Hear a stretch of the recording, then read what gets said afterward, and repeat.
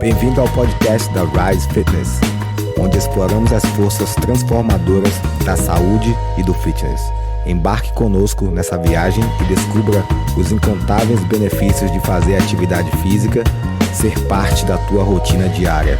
Não é sobre suar e perder peso, é sobre ter vitalidade e força para a vida. E se você estiver acompanhando pelo YouTube, por favor, curta e se inscreva no canal. O convidado de hoje é André Freire, fisioterapeuta, especialista em terapia manual no tratamento da dor, programação neurolinguística. Ele é também acupunturista, quiroprata e pós-graduado em osteopatia. E hoje vamos aprender um pouco mais sobre as neuroinflamações. Olá pessoal, estamos aqui com o doutor fisioterapeuta André Freire. Seja bem-vindo, André. Muito obrigado, Alex, pelo convite. Para quem não me conhece, sou André Freire, sou fisioterapeuta com algumas graduações e especializações na área da saúde. O nosso objetivo hoje maior é poder levar informação para todos que ouviram o podcast, nos assistiram no YouTube, falarmos de algo tão maravilhoso que é o corpo humano, a saúde integrativa, os respectivos, vamos dizer assim, desfecho do corpo humano, cérebro, intestino, lesões no esporte, déficits musculoesqueléticos, sono. Então, vamos às informações. Muito bom. André, fala para mim o início da sua carreira, as áreas que você especializou, como que você ajuda o seu público. Alex, eu tenho 38 anos, sou do sul de Minas, perto de Varginha, interior bem pequenininho, de 50 mil habitantes. Saí de Boa Esperança com 18 anos. Eu sempre gostei da área da saúde, mas eu tinha medicina ou fisioterapia ou educação física, e naquele elo perdido durante esse tempo. Mas aí, como Deus tem um propósito para cada um de nós, fui para a área da fisioterapia e desde a da parte acadêmica, né, de estudos, eu já fui desenvolvendo habilidades na parte ortopédica, de reabilitação, de contato manual com o paciente, com o ser humano, entendendo além da fisioterapia, pensando assim, poxa, se o cara tem uma dor no ombro, será que a gente tem que ficar tratando ali o ombro 10 sessões e o paciente não evolui? Às vezes a gente faz eletroestimulação, o paciente não evolui. Então, de onde está vindo essa dor? Desculpa, seria então o fisioterapeuta osteopata que vai na causa da dor ou da inflamação. Sim, nós formamos, né, os fisioterapeutas, e aí depois da fisioterapia tem uma especialização para fisioterapeutas no Brasil, que é a osteopatia. Já nos Estados Unidos, qualquer pessoa pode fazer osteopatia ou a quiropraxia. Mas desde o momento meu acadêmico, eu já entendi o corpo como um todo. Cara, tá tudo conectado, o músculo, a fáscia, os órgãos, tecidos. Então, se o paciente tem a dor no ombro, pode ser de outro lugar. Então, depois eu fiz a especialização em acupuntura, quiropraxia, osteopatia, PNL, que é a programação neurolinguística, e fui desenvolvendo muito o lado da mente. Por que desenvolver a mente? Eu vejo o paciente com cada necessidade específica. Então, se hoje nós entendermos que tudo sai da mente, às vezes o paciente tem uma dor traumática que ela afeta a coluna lombar. Então, eu mergulhei muito profundo na neurociência, na inteligência emocional, na gestão das emoções, para poder entender um pouco o que o paciente relata na hora da avaliação da Isso é anamnese. interessante. Você poderia me dar um exemplo de algo assim, André, para que os nossos ouvintes possam entender que às vezes a solução está logo ali, mas por falta de conhecimento, eles não procuram os profissionais adequados. Vou fazer um gancho. bem simples e didático para o pessoal entender. Hoje, nós não somos profissionais de primeiro contato. Então, o aluno, né, o paciente, ele chega até no consultório, comecei com uma dor lombar ontem e vim aqui para ver o que pode ser. Então, o paciente, mesmo tendo diversas informações no mundo de hoje, ele vai na via antiga. Então, primeiro ele sente a dor, ele espera, ele se automedica, depois ele procura um médico da área e passa uma prescrição, a fisioterapia, e ali, naquele momento, pode ser que ele melhore. Hum, Mas, a maioria das vezes, uma dor na região lombar, ela pode ter diversas características e diversos tipos de problemas para lesão. Exemplo, o paciente vai pegar algo no chão e ele trava a coluna. Poxa, será que a minha coluna ela não é boa tão quanto para fazer o movimento? Então, nós somos flexíveis e feitos para isso. Então, às vezes, um quadril que está rígido bloqueia uma coluna lombar. São regiões muito próximas de musculaturas e nervos que estão bem próximos nesse conjunto da região lombar. Tem a outra parte que é o sistema da respiração, diafragma, sistema respiratório. Temos o pulmão, o diafragma, que é um músculo importantíssimo, onde tem dois pilares de sustentação que seguram o diafragma na região da lombar. Então, grávidas têm dores lombares decorrentes de um aperto nesse diafragma. Por isso que é tão normal a grávida ter cansaços e ter dor na região lombar. Homens, uma rigidez no quadril pode gerar uma dor lombar. Às vezes a posição hoje que leva tantas pessoas a ficarem na postura flexionada, a região torácica muito curvada, gera também uma hipermobilidade na coluna lombar. Esse movimento de instabilidade também gera dor lombar. ou Então, seja, só para o pessoal entender, são hábitos ruins diários, por exemplo, uso extenso do computador, por exemplo. é o que hoje está acontecendo no mundo inteiro. O uso do celular por muito tempo, vai para o notebook, fica muito tempo, não levanta, então gera um bloqueio na região do quadril e tem um músculo importantíssimo chamado ilho psoas, que é uma musculatura grande, que ela prende na coluna, vai desde a região torácica baixa, vai na coluna lombar toda, até a cabeça do fêmur.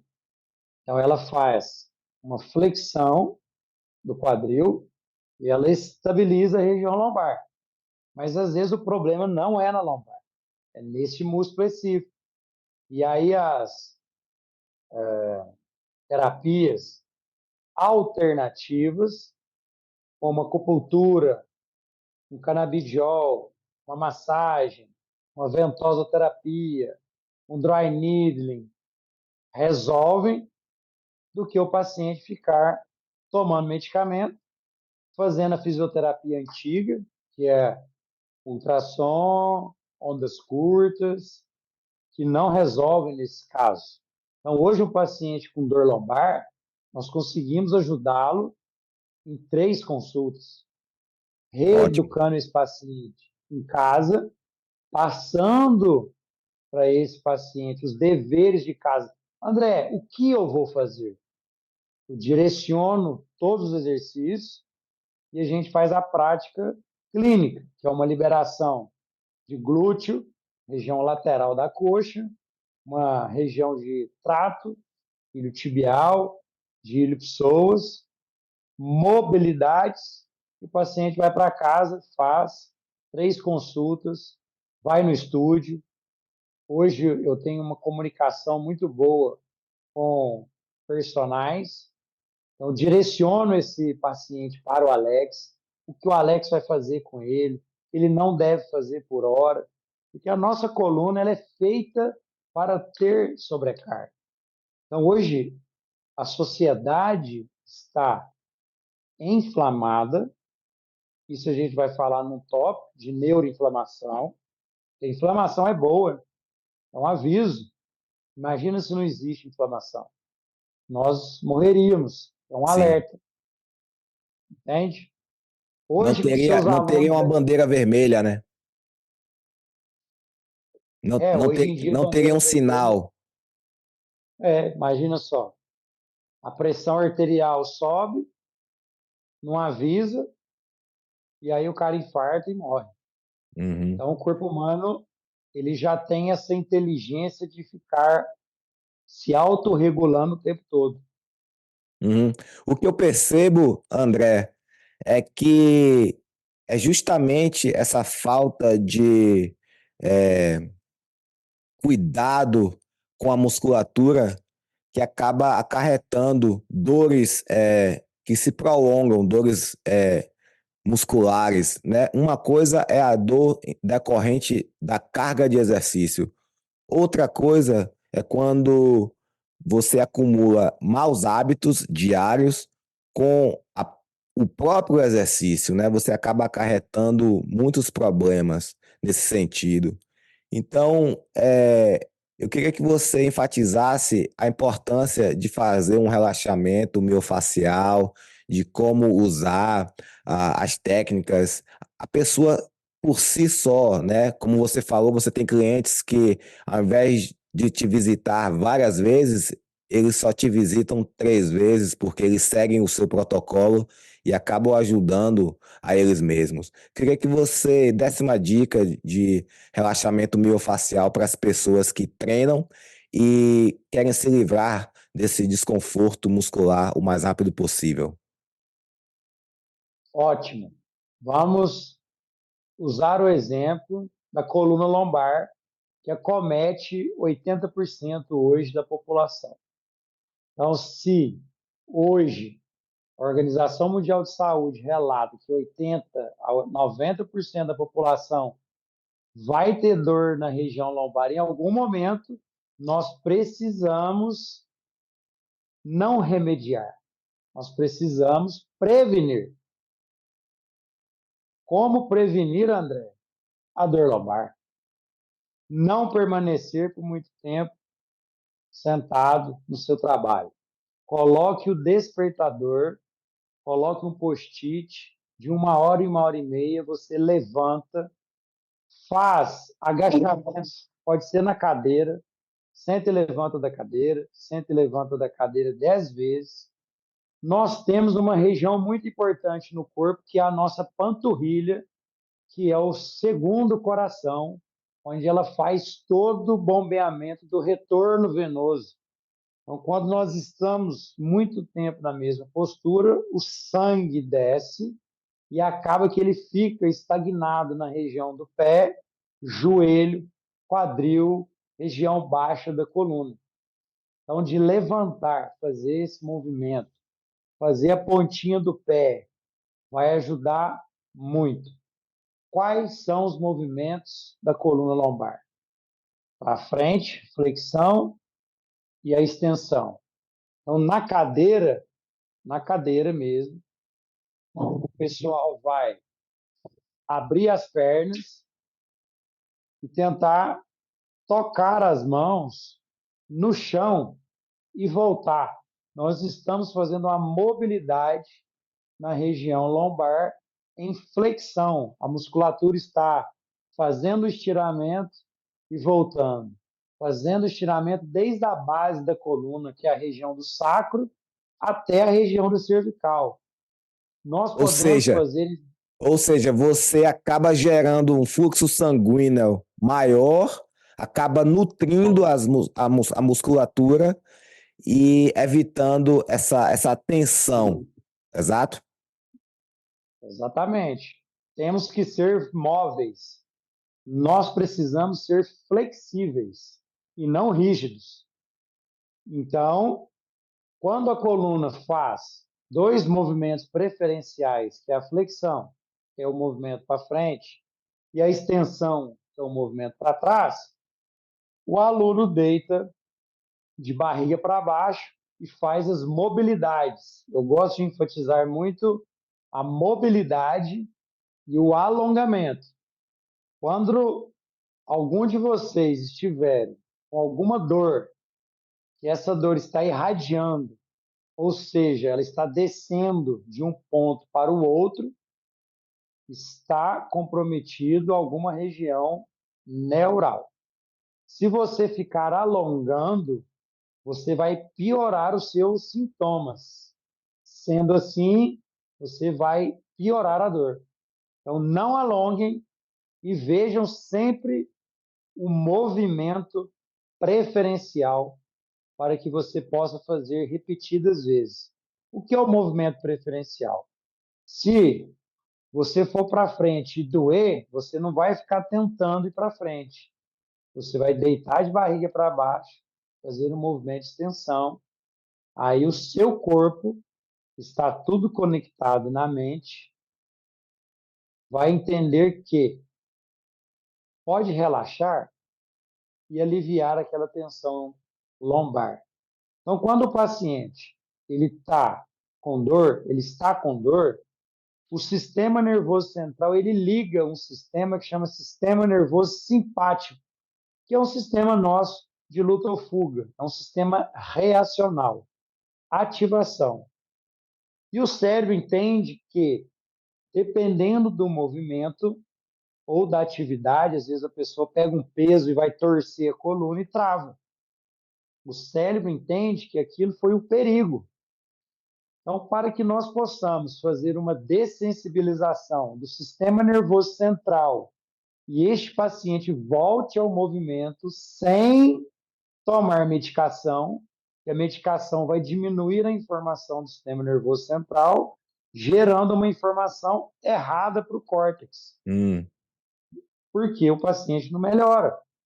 É o paciente que chega, poxa, estou tomando o medicamento já faz 10 dias e não melhora. Fica aquela dor, aquele incômodo, porque a musculatura, o sistema facial, miofacial, musculoesquelético, ele precisa de movimento para que o sistema nervoso central libere aquela região. Não importa qual for, pode ser ombro, coluna, cervical, joelho. Olha só que interessante, né? É a minha prática clínica hoje dos meus pacientes que chegam no meu consultório. Então, você está lá no estúdio, dando uma aula, galera, vamos fazer um alongamento aqui. Está todo mundo bem, pode alongar. Agora, o ser humano está passando por algum momento de dores irradiadas neurais, ele não deve alongar. Ou seja, tem uma diferença aí, né, André? Tem uma Entre uma diferença. dor muscular gerada pelo exercício e uma dor neural. Neural. Então, eu falo assim, tem as características das dores, né? Então, tem a característica de dor neural, que é aquela dor que desce. Tem a dor articular, que na hora do movimento, tá doendo o movimento do ombro aqui? Não. E mais para cima? Ah, mais para cima dói. É um movimento mais articular. E o estresse muscular, às vezes, de atividade física, eu vou até dizer, sim, que é uma dor boa. É uma dor que eu gosto de sentir particularmente, porque Sim. nós estamos trabalhando aquela musculatura, efetivando os músculos. Aí eu creio e gosto da dor muscular. Então, um estiramento já é uma patologia, uma lesão já é uma patologia. Agora, a dor muscular ela é mais tranquila.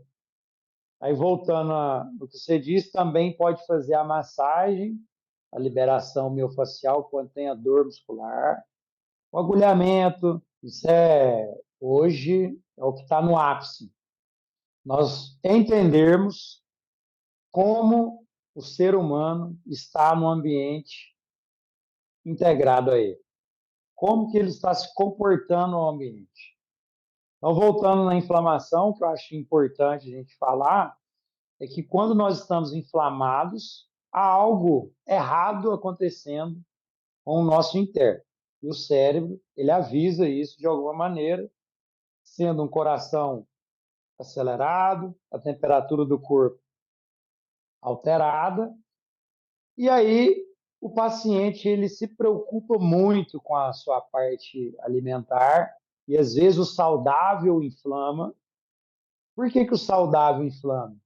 Porque às vezes nós temos dentro da gente receptores para receber algo e os excretores. Então, às vezes nós estamos recebendo e não estamos o quê? Metabolizando corretamente aquele alimento que também pode ser saudável. Interessante. E isso gera uma neuroinflamação.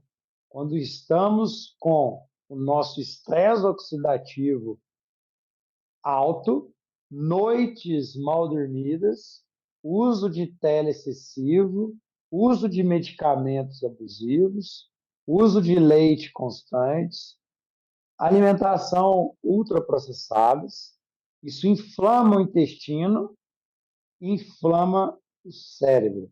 Uhum. Eixo intestino-cérebro. Então, se nós não estamos dormindo bem, nós potencializamos o eixo HPA, hipófise, hipotálamo, adrenal. Então, As, se a gente pega, as glândulas. então, se a gente pega o cortisol, que é um vilão hoje, como diminuir o cortisol? Atividade física diminui o cortisol. Só que o paciente que está inflamado, se ele faz uma atividade física intensa, ele piora. Então, nós temos que entender o paciente como um todo e ver como que ele está dormindo, como ele está alimentando, se ele está metabolizando bem esses nutrientes, aminoácidos que ele está ingerindo, qual é o tipo de atividade física, isso aí você fala bem melhor do que eu. Se chega uma pessoa, te procura para fazer, já tem as escadinhas de níveis de treinamento, começa com a pessoa que está iniciando, ela vai ter alguma lesão, ela vai ter algum trauma, ela vai fazer atividade física e não vai gostar, ela não volta, aí você tira ela do ambiente de cura. Exato. Então, a inflamação crônica, ela existe, e a neuroinflamação do cérebro também existe, e nós temos que ter muito cuidado com o nosso cérebro, pois E ali está. quais, quais, quais são os sinais básicos de que algo não está bem do ponto de vista fisiológico? Porque às vezes a pessoa não entende de onde que vem aquela dor. Quais seriam assim os sinais básicos? Um sinal bem característico é o cansaço físico.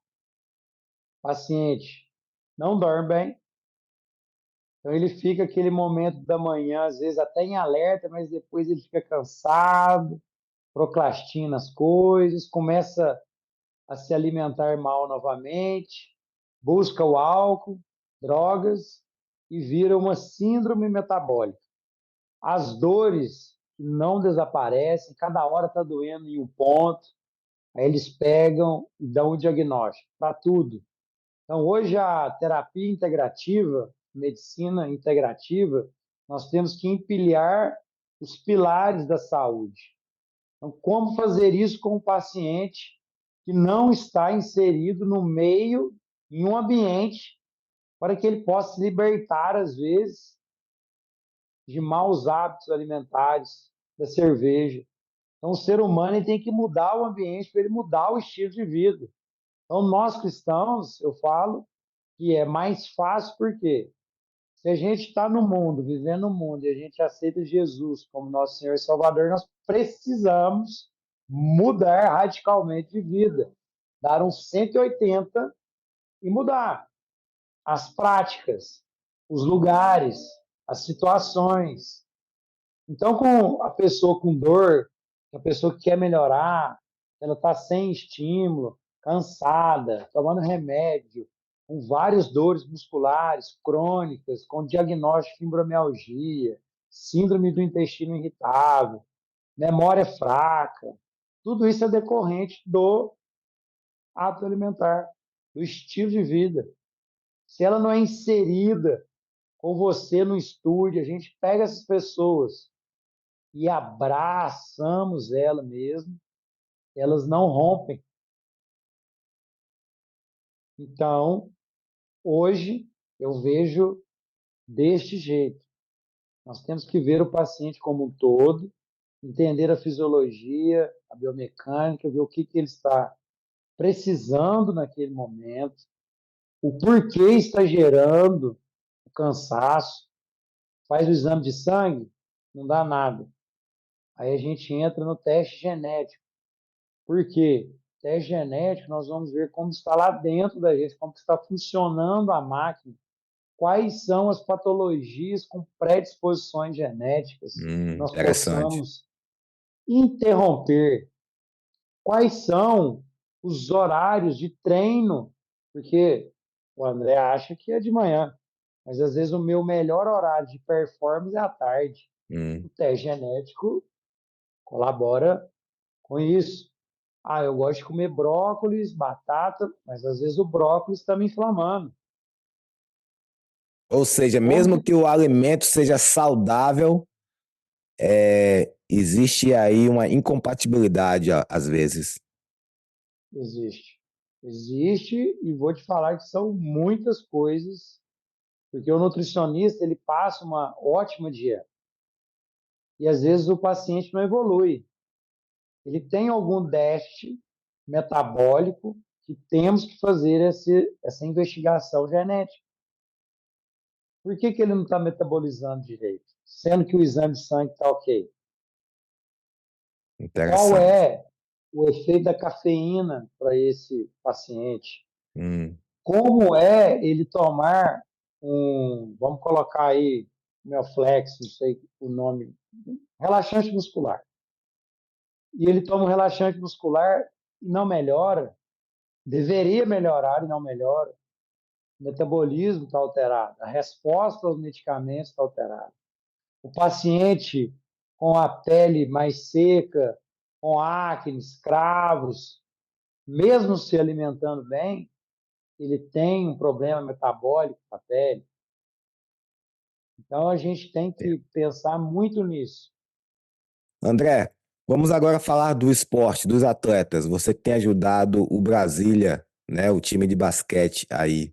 Queria que você desse alguns exemplos de como alguns atletas estão tratando, né, de como fazer a prevenção de lesão e outros que já manifestaram um certo tipo, né, de lesão. Como que é o tratamento com eles? Porque a demanda física é ainda muito maior do que uma pessoa que só frequenta uma academia. Exatamente. O atleta de alta performance, ele está sujeito a lesões. Isso é uma estatística de 99% que atletas que ficam ali, ó, dando porrada, porrada, porrada, sem o descanso, pega uma temporada, ele vai ter que jogar. Então, como nós vamos fazer uma prevenção da saúde desses atletas? Então, quando eles estão bem, nós fazemos muitos exercícios de mobilidade, exercícios mais voltados para o basquete, exercícios pliométricos, são exercícios dinâmicos, e o mais importante é fortalecer muito bem a musculatura pensando no tendão. Hoje as lesões, tendinites, inflamações de tendões, tanto de supraespinhoso, da região do ombro, quanto da região do joelho, tendão patelar, quanto tendão de Aquiles. São inflamações comuns. O joelho dói, o quadril começa a doer ali na parte do glúteo. Então, como voltar com esse atleta rápido para as quadras? A gente tem a parte do recover, que é a imersão no gelo. Isso recupera demais os atletas. Pois, quando o atleta entra na banheira de gelo, na imersão, tem que estar bem gelado, mesmo bastante gelo, o nosso sistema nervoso central entende que aquilo é um perigo. Então, ele traz todo o sangue para a parte central. Hum. E depois de 2 a 3 minutos, aumenta o calibre da artéria e essa vascularização melhora nas regiões periféricas do corpo. Ou Então, fazer a seja, imersão no gelo ou seja, o sangue flui melhor para as extremidades do corpo após essa imersão. é muito legal. É legal e doido, né? Você fala, como assim? Eu vou entrar na banheira de gelo e o meu corpo vai ficar quente e ele vai fazer uma vasodilatação depois de um tempo. Eu vou Realmente é explicar. isso mesmo que se sente. E realmente, depois que saímos, sentimos muito bem. E o fenômeno que acontece é realmente esse aí. No começo você sente uma dor aguda, nos membros, e quando você sai, a sensação é essa mesmo, de um fluxo sanguíneo muito quente indo para as suas extremidades. Exatamente. Então, quem puder fazer aí a imersão no gelo, é excelente. Trata a parte de ansiedade, de depressão, patologias neurodegenerativas. E o atleta faz a imersão lá, dentro das quadras. Tem a parte da fisioterapia convencional, de laser, da liberação miofascial, de agulhamento, de reforços, como eu falei, proprioceptivos, pliométricos, excêntricos, concêntricos, arremesso de bola, corrida na quadra, descanso.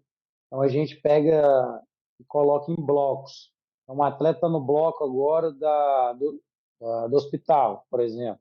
Então, no hospital ele está reabilitando e não pode ir para a quadra quando esse atleta está com uma inflamação mais aguda. Então, a gente deixa ele ali, faz toda essa parte de osteopatia, de quiropraxia, pronto para que esse atleta volte à quadra o mais rápido possível. Então, se a gente pegar hoje Brasil, Estados Unidos, Japão, Coreia, qualquer time alta performance, de qualquer modalidade, esses atletas eles são muito bem cuidados na parte nutricional e na parte do descanso, porque se não tem descanso, o nosso sistema não consegue reparar qualquer tipo de lesão. Então, um atleta hoje, você sabe bem disso, ele só lesiona porque ele não respeitou o momento de cicatrização de um pós-operatório de um ligamento cruzado anterior, porque o time paga, tem que jogar e você precisa jogar. E muitos Entendo. deles aposentam novos justamente porque não respeitaram o tempo de tratamento, independente de qualquer atividade. André, o que eu vejo muito aqui, você deve é, ver aí também, é a ruptura do ligamento anterior cruzado em meninas entre 14 e 17 anos. Por quê? Quando nós pegamos os atletas jovens, que estão em fases de crescimento, nós precisamos entender como está crescendo o osso até a sua epífise de formação. Então, para ser mais claro, o osso ele tem um crescimento. Então, até os 15 anos, esse osso já cresceu, consolidado a sua fase final. Só que o atleta de 15, ele não começou com 15, ele começou com a idade dos seus atletas mais novos aí. 7. 7 anos, está em crescimento.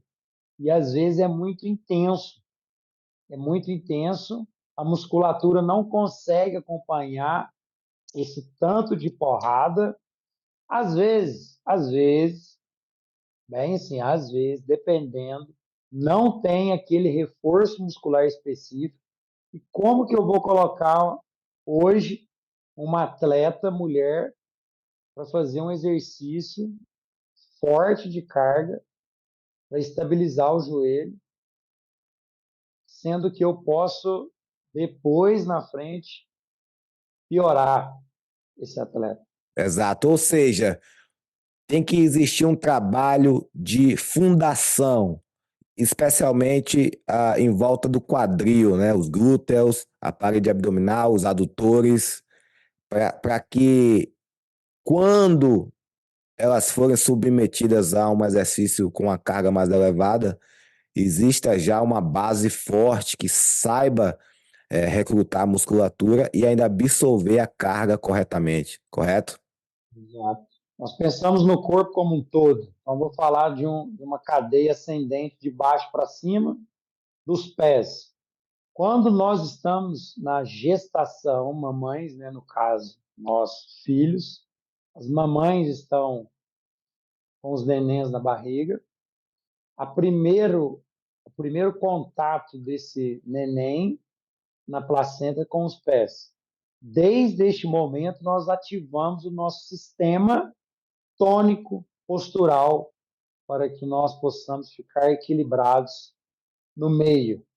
Então, as mulheres às vezes usam salto alto, às vezes as mulheres não fazem um trabalho, e homens também. Só que as mulheres, elas já têm a fisiologia com o joelho para dentro, um valgo dinâmico. Por que ela tem um valgo dinâmico? Porque na hora da gestação a pelve dela tem que abrir e Papai do Céu é perfeito, já fez ali. Tanto que a gente vê hoje poucas mulheres que têm o joelho varo para fora. Acontece? Acontece. E quando nós temos uma frouxidão ligamentar na região medial, colateral medial, o atleta correndo, é mais fácil ela ter um falseio. Quando ela gira no futebol, ela tem o pivô, que é o pé no chão, trava e ela gira o tronco. Então, é o tronco que rompe o ligamento. Ou seja, para elas é mais fácil de acontecer numa mudança de direção e o joelho continue indo para dentro e acaba excedendo, esse movimento acaba excedendo e causando o rompimento do ligamento.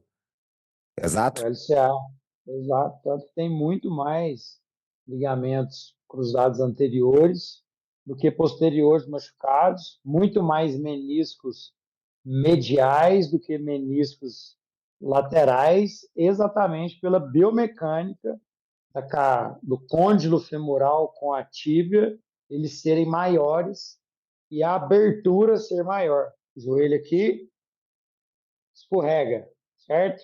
Sim. Quem segurou o joelho para frente, cruzado anterior, segurou o joelho para trás, cruzado posterior.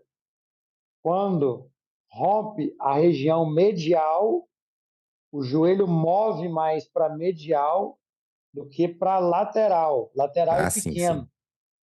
Então, o menisco lateral, ele é muito mais firme, protegido, do que o medial, que ele movimenta bem mais. Então, a predisposição em mulheres também, as mulheres, a predisposição é que elas sejam mais hiperflexíveis. Elas Interessante. são mais flexíveis. E envolvendo a parte masculina também, né? Os atletas. Hoje se debate muito o fato da necessidade de se treinar descalços.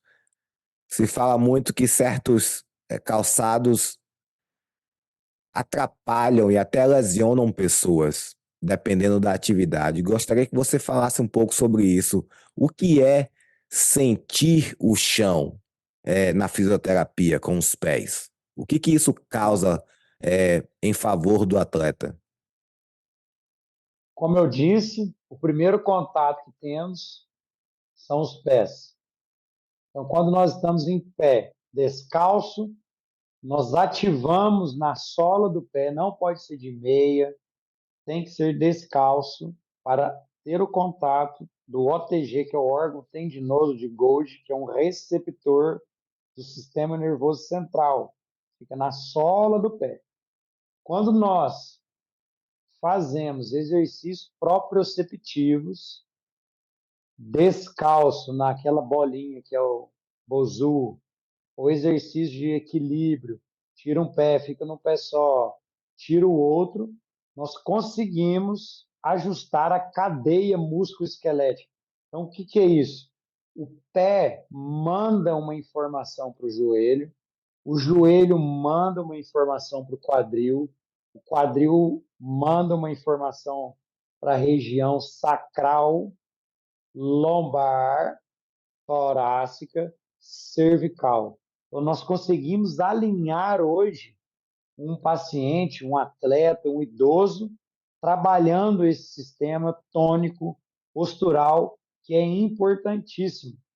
Então, um atleta, você pode fazer um teste com ele, com um atleta, com um idoso, com um jovem homem, com a jovem mulher. O mesmo teste. Descalço, fala com eles, faz para mim um agachamento e você repara como que estão os movimentos dos pés. Se ele tira o pé do chão, se ele desequilibra, se ele cai mais para um lado, se ele cai mais para o outro, se o joelho dele vai para frente dos pés, se a coluna lombar dele vai para dentro ou vai muito para fora. Só isso. Agacha. Agacha, ande, que eu te falo o que você tem.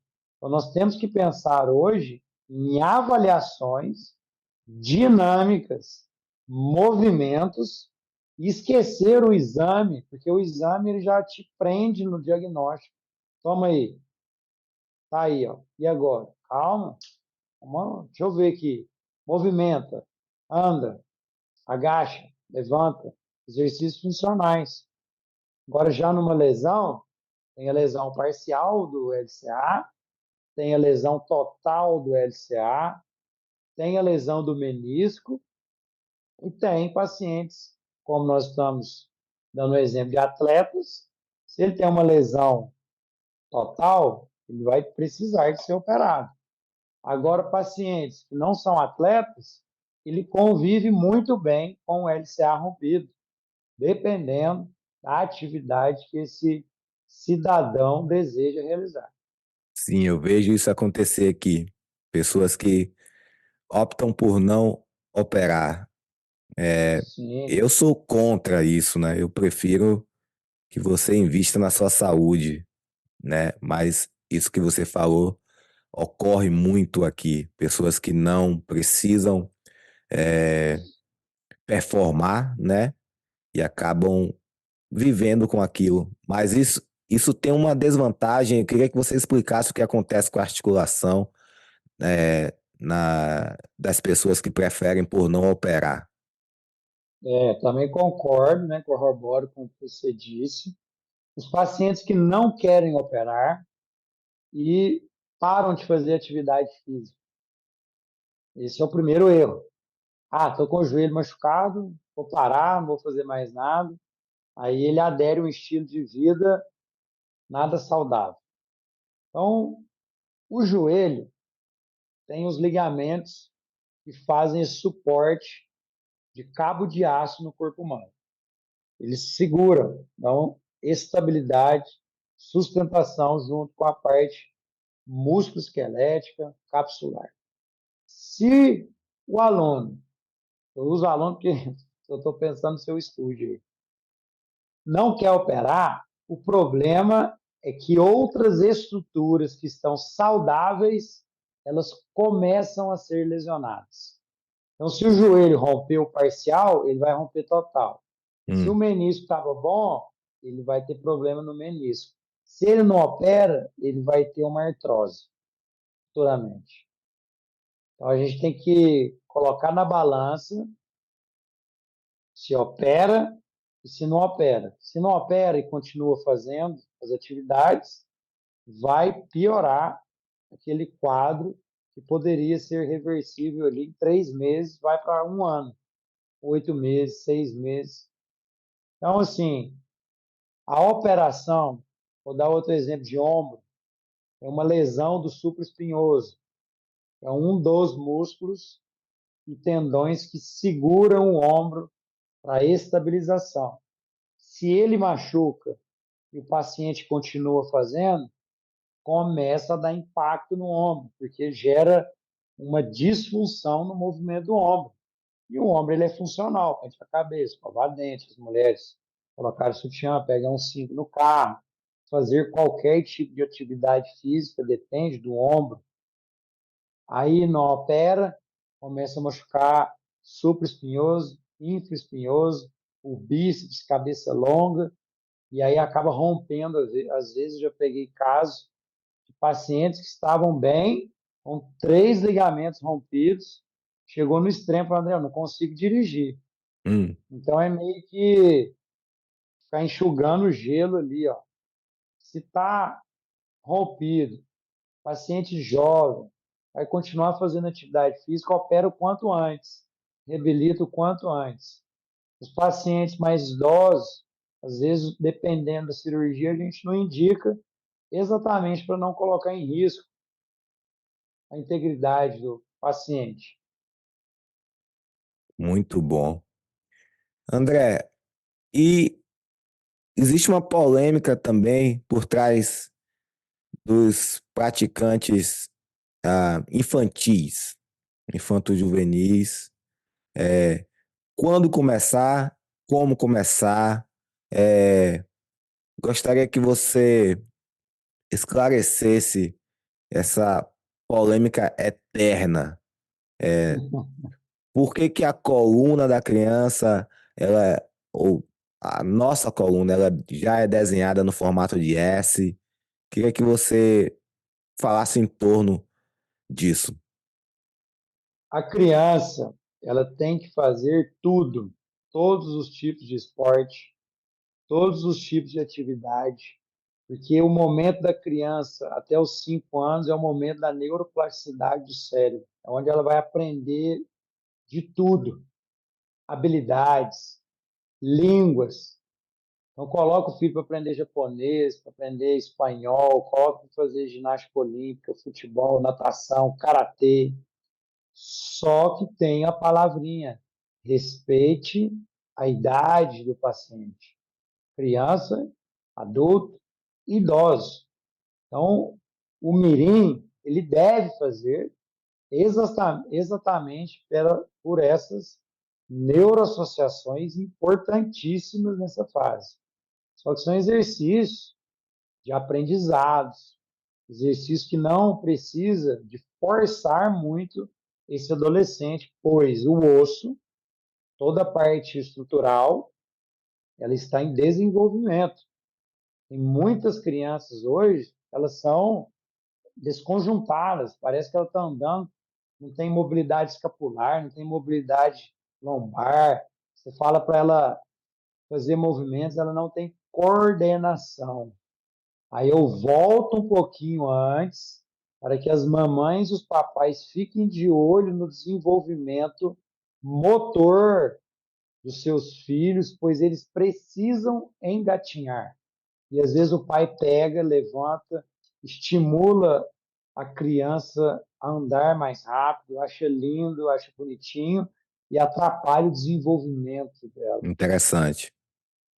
Então, isso é muito importante. Então, tendo cautela, prudência, não ficando, às vezes, cobrando o filho como se fosse um atleta de alta performance, aí todas as atividades são muito bem-vindas e devem ser bem-vindas, principalmente no mundo em que estamos vivendo hoje, de tecnologia, de tudo ter muito acesso, ter muito brilho, ter muita informação, rios de 30, 40 segundos. Hoje os jovens estão perdidos hoje no mundo por muita informação, perda de concentração, TDAH, autismo, doenças autoimunes, exatamente pelo estilo de vida, às vezes, do pai e da mãe. Isso acaba influenciando no físico, né, André? Sim, com certeza. Influencia diretamente no físico. Pois os músculos estão crescendo, eles precisam ser treinados. Mas você não vai colocar uma criança de 6 anos na academia para fazer peso. Você atrapalha o movimento, o desenvolvimento motor dela. Uhum. Ela precisa Porque de fazer existe a a carga atividade. corporal, mas também existe a carga externa, né? Se Sim, nós estudamos e buscamos conhecimento, sabemos que a carga externa tem que ser, se existir, tem que ser mínima possível nessa idade, né? E deixar a criança coordenar, melhorar os movimentos, como você falou aí. perfeito, perfeito. É exatamente isso. Muito bom. André, muito obrigado pelo seu tempo. Foi muito bom ter você aqui. Gostaria que você deixasse aí o seu Instagram para que as pessoas possam te seguir, né? Ver o trabalho maravilhoso que você faz junto com a sua esposa. E é isso. Eu que agradeço, meu amigo. Conte comigo, com a minha esposa, para a gente poder trocar essa ideia, levar um pouquinho do meu conhecimento, ainda mais para fora do Brasil, com o seu pessoal aí, a gente fazer o podcast, o YouTube. Então, eu quero que vocês entendam o seguinte: pensem com carinho na sua saúde, no seu corpo, na sua mente, no seu lado espiritual, renuncie às coisas do mundo, volte seus olhos, seu coração para Deus, orem, jejuem, parem às vezes de ficar consumindo muito conteúdo no celular, tenham tempo de qualidade com sua esposa, com seus filhos e me sigam nas redes sociais, mandem dúvidas, será um grande prazer poder somar na vida de vocês. Você Que pode Deus falar, abençoe. você pode falar o seu Instagram para gente? André Freire Costa. Certo. Muito obrigado. Deus te abençoe. Desejamos ver você aqui novamente falando de outros tópicos. Conte comigo. Gratidão, meu amigo. Um abraço. Tchau, Até pessoal. mais. Tchau, tchau, tchau.